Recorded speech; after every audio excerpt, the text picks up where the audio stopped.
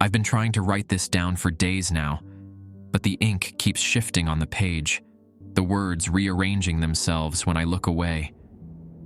Even now, my hands shake as I type this, watching the letters dance across the screen. I need to get this warning out while I still can, while I still remember who I was before the roadside America Motel, before the map, before the endless path.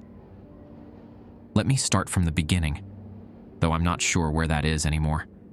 Time moves differently here, loops back on itself like a snake eating its own tail. But I remember running.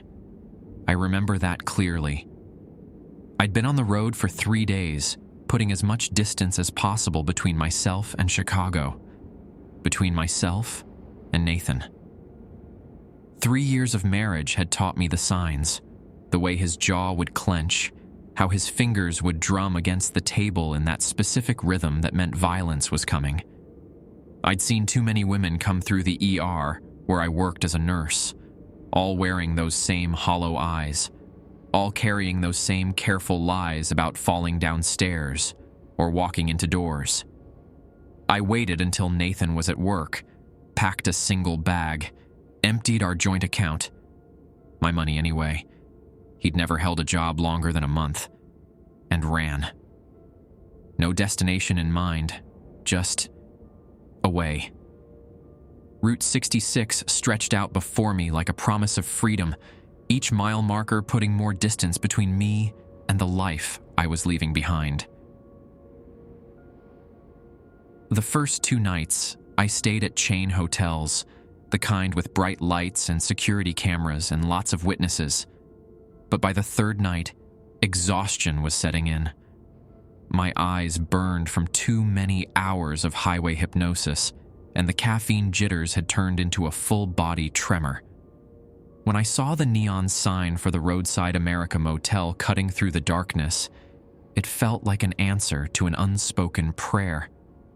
The place looked like something out of an old postcard, one of those classic Route 66 motels that time forgot. The neon sign buzzed and flickered, casting alternating shadows of red and blue across the empty parking lot. A line of identical doors faced the highway, their white paint peeling to reveal older layers beneath, like scars that never quite healed. The office smelled of dust and old coffee, with a hint of something else. Something sweet and chemical that reminded me of the hospital's morgue. The woman behind the desk looked as tired as I felt, her eyes hollow and dark in a way that seemed wrong somehow, like looking into empty windows in an abandoned house. "Need a room?" she asked, her voice carrying an echo it shouldn't have in such a small space. "And maybe a job," I said, surprising myself. I hadn't planned to stop running, but something about this place. I noticed your help wanted sign. I have experience in customer service and I'm good with night shifts from my nursing days.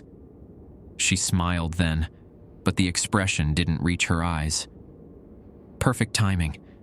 The night shift position just opened up. $50 an hour, no questions asked. I should have asked questions, should have wondered why a roadside motel was paying emergency room wages for a night clerk. But exhaustion and desperation have a way of drowning out common sense. When can I start? Tonight, if you're willing. I'll even throw in a free room. She pushed a ledger across the desk. Just sign here. I signed without reading the fine print. Another mistake to add to my growing collection. The room key she gave me had no number, just a small symbol etched into the brass that seemed to change every time I looked directly at it. The room itself was normal. Aggressively normal. The kind of normal that feels like a thin veneer over something else, like stage makeup covering a bruise.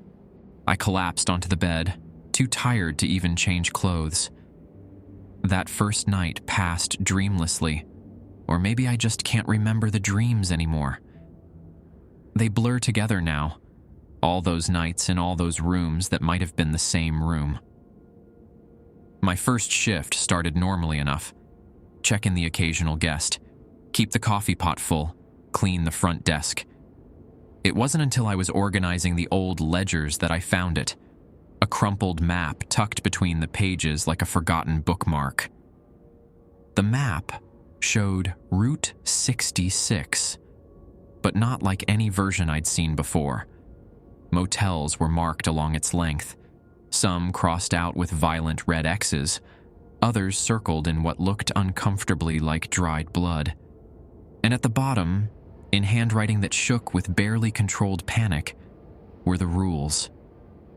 The rules were written in different colors of ink, as if they'd been added over time by different hands, though the handwriting remained the same, just progressively more desperate. Rule 1. Draw an X over the room you sleep in on the map. If you forget, your room won't be the same in the morning. Rule 2. Leave an item behind in every room you stay in.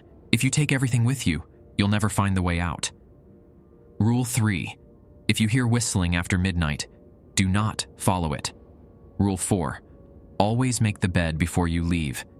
If you don't, you'll find someone already sleeping there when you return. Rule 5. Do not enter the lobby after 3 a.m.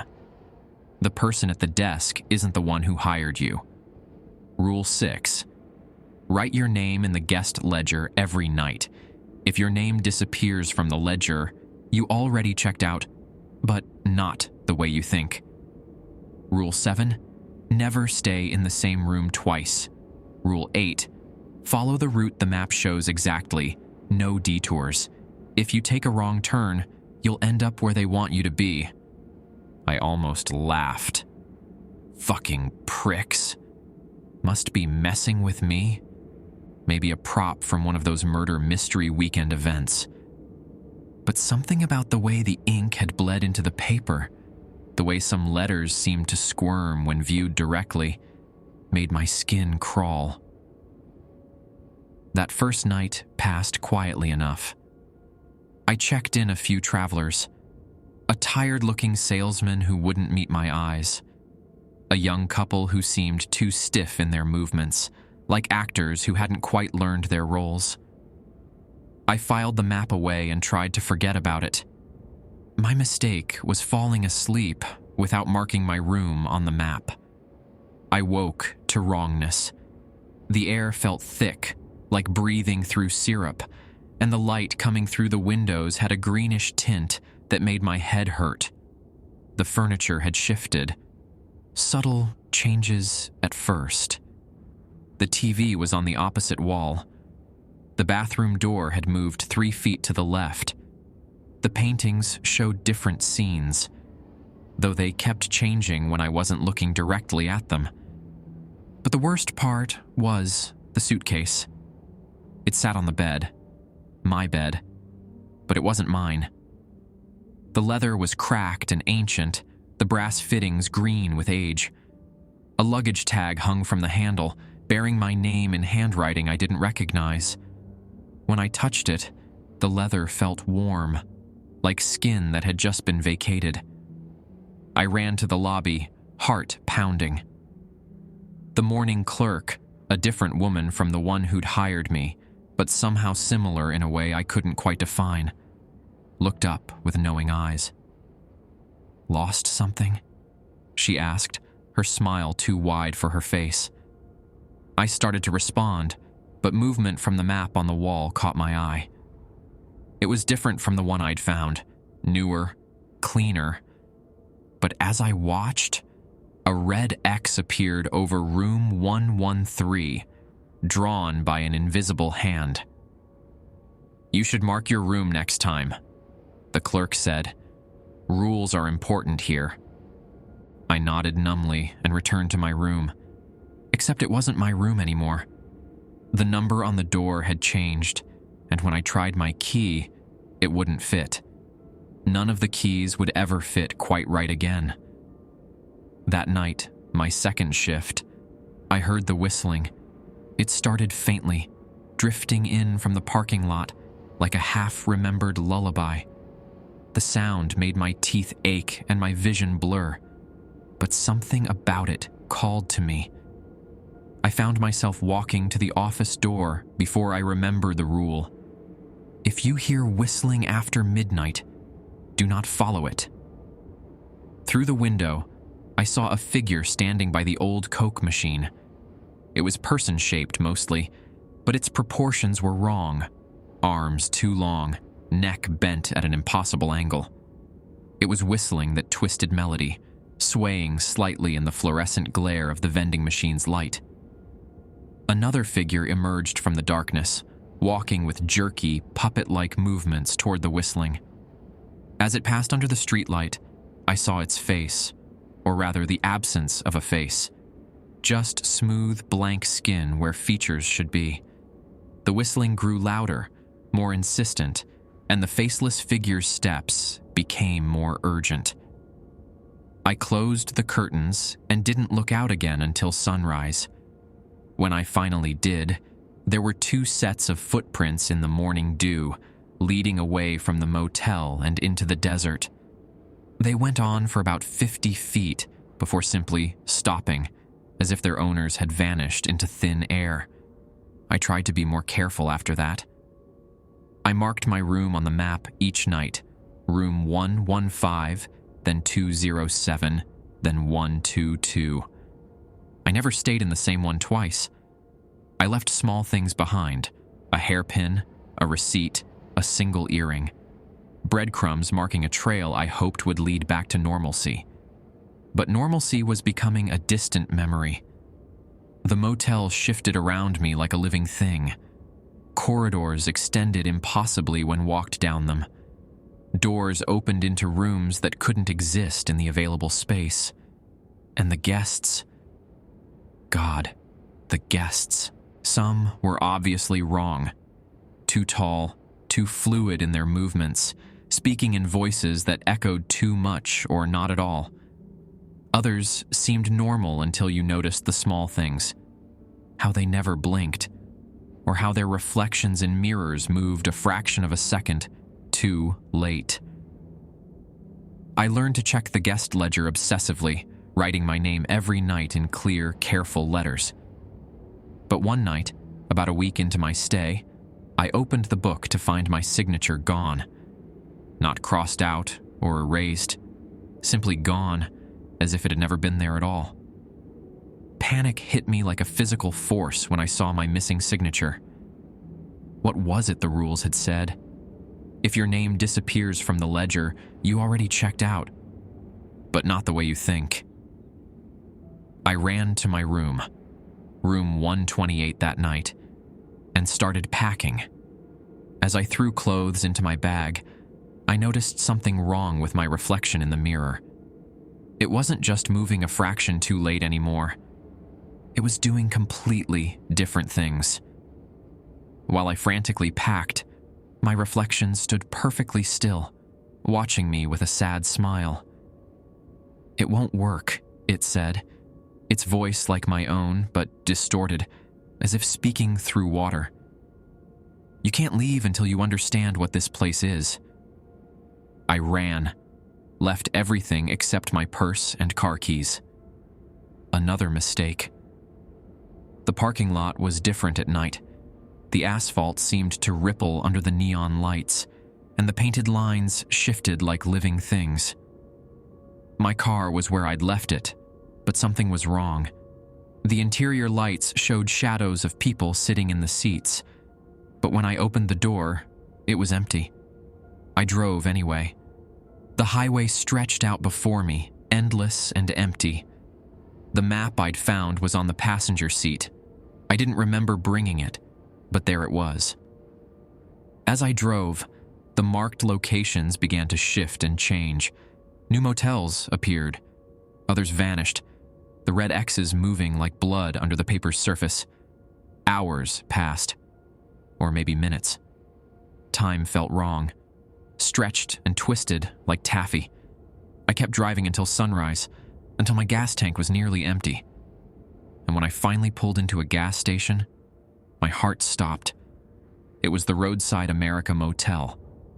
Same neon sign, same peeling paint, same empty parking lot.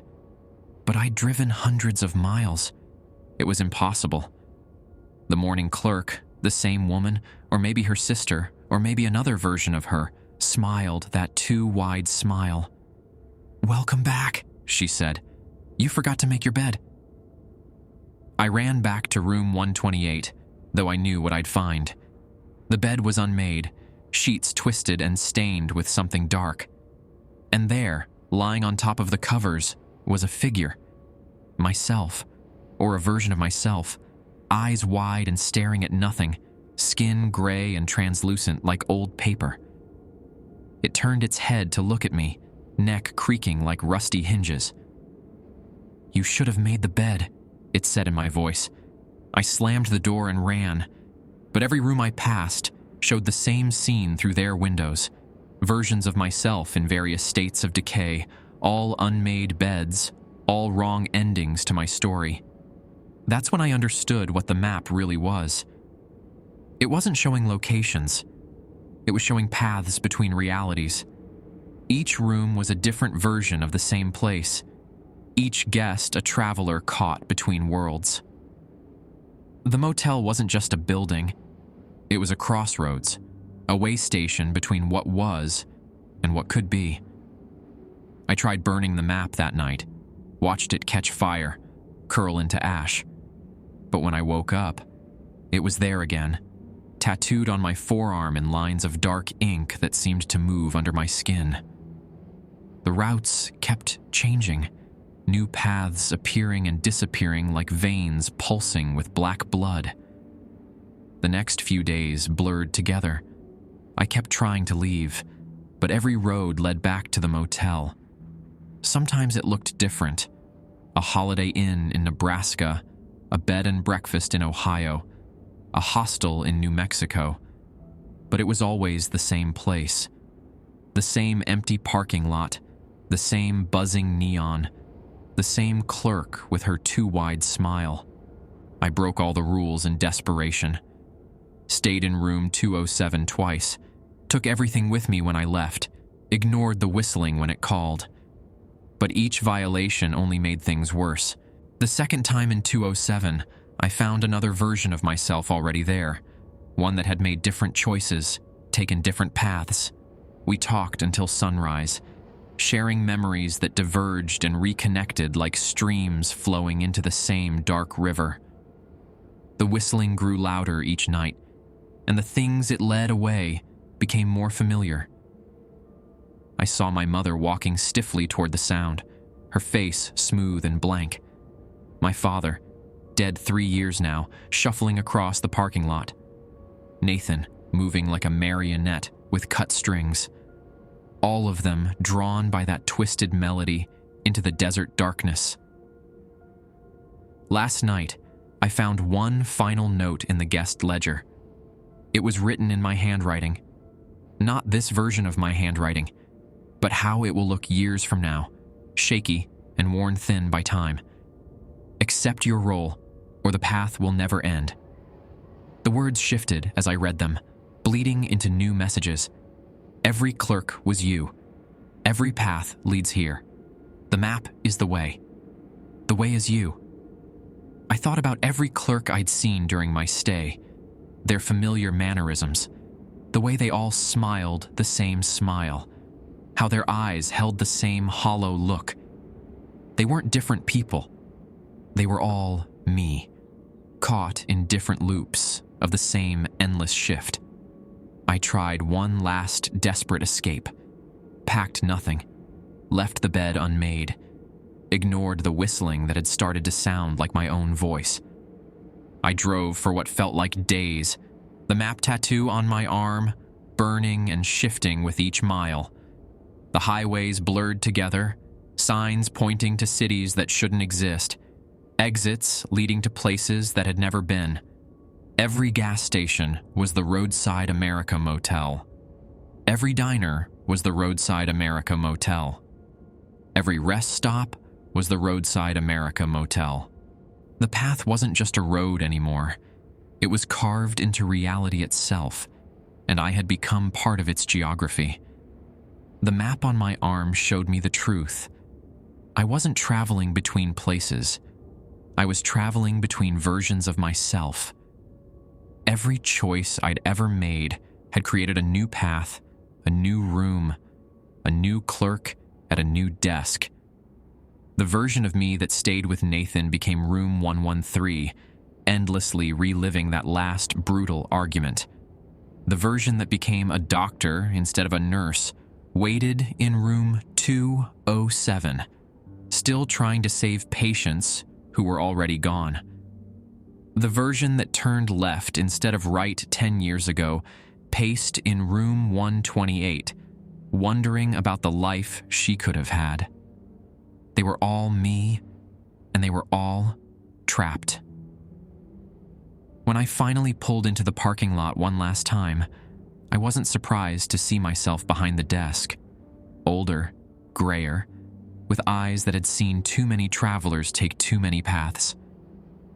She smiled that familiar smile, the one I'd seen on so many faces that were my own. "It's your shift now," she said, standing up from the desk.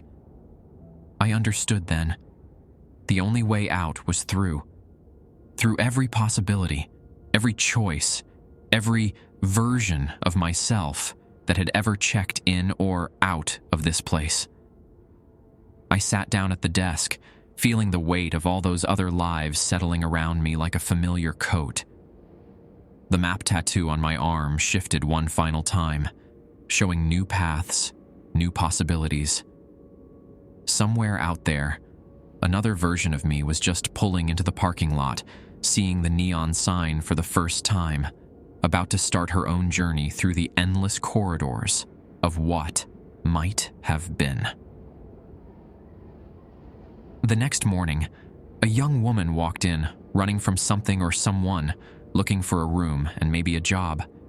She had my face, not as it is now, but as it was when I first arrived, when I still thought I could escape. I smiled my too wide smile and pushed the ledger across the desk. "Just sign here," I said, my voice carrying that familiar echo. The night shift position just opened up. She signed without reading. They always do. Now I understand what this place really is, though the knowledge sits in my mind like broken glass. The Roadside America Motel isn't just a waypoint between destinations. It's a waypoint between selves, a cancer growing in the flesh of reality. Every room is a different life. Every key opens a different possibility. And every clerk is another version of me, guiding travelers through the maze of their own choices. I watch the security cameras now, seeing the same scenes play out across infinite variations. In room 113, a version of me lies awake, listening to Nathan's footsteps getting closer, forever reliving the night I originally chose to run. In 207, I'm still a medical student, trying to save my first patient, watching him die again and again in slightly different ways.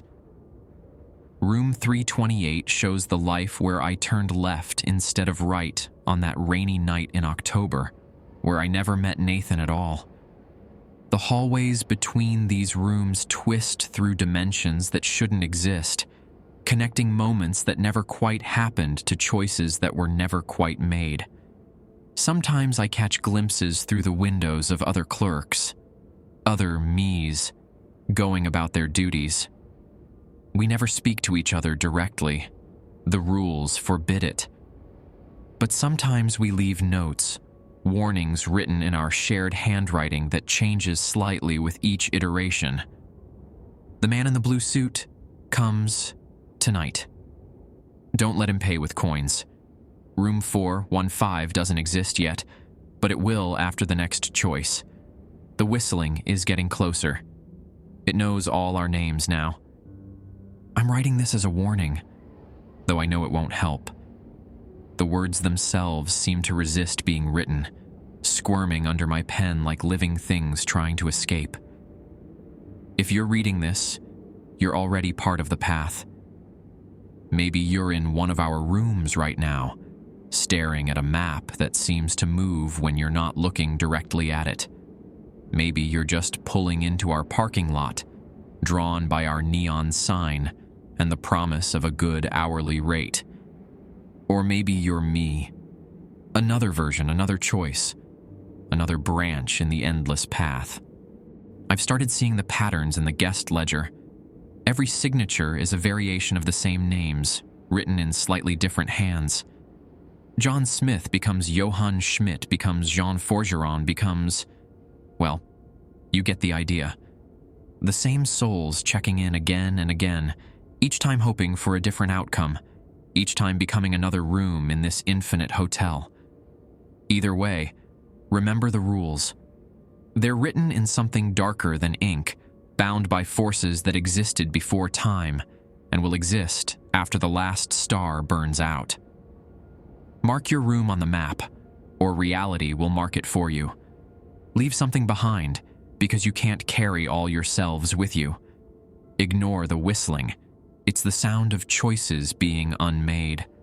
Make your bed, or find out who else has been sleeping in your life. Stay out of the lobby after 3 a.m., when the barriers between selves are thinnest. Sign the ledger so we know which version of you is still alive. Never return to a room. The you that's already there doesn't want to share. Follow the path because the alternatives are worse than you can imagine. But most importantly, remember this. Every choice you make creates a new room in this endless motel. Every decision splits the path, adds another X to the map, puts another version of yourself behind another desk in another reality.